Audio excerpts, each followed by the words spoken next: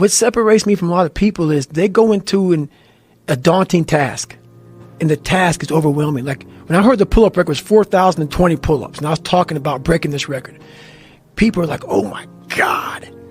I went right to a pen and paper. They go, what are you doing? I'm doing the math, man. What are you talking about? I'm open-minded to the fact that, okay, if I do 5 pull-ups in a minute for so many hours, I can get so many pull-ups in. How much time do I have to rest? I was breaking the math down.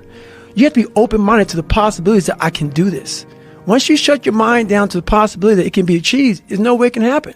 So that's why my eyes and my body light up about things, because I know that if you're in a fight, you have to attack.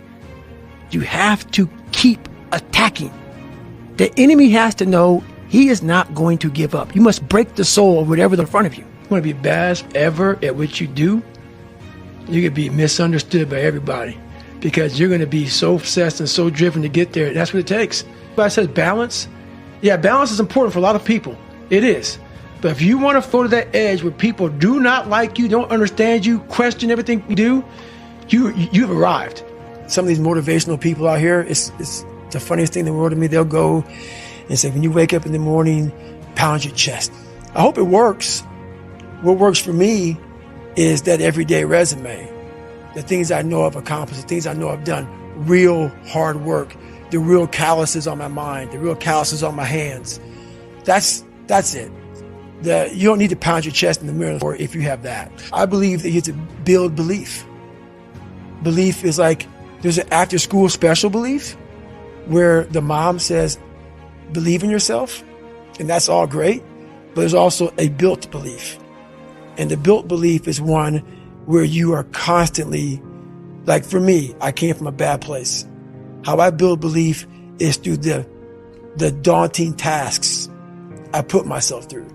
So that's proof positive that I can. So it correlates. No matter how hard you train, how hard you go out there and run and swim and lift weights, because when you're training and your mind is all jacked up, all you are is a bigger, faster, stronger quitter. That's what it comes down to.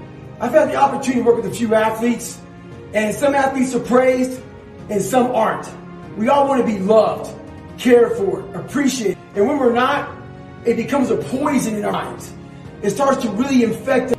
I work with this one athlete, and every day he'd wake up, look at Instagram, look at the TV, look everywhere. They were always hating on him, wanting him to lose, picking him to lose. And it started to bother him.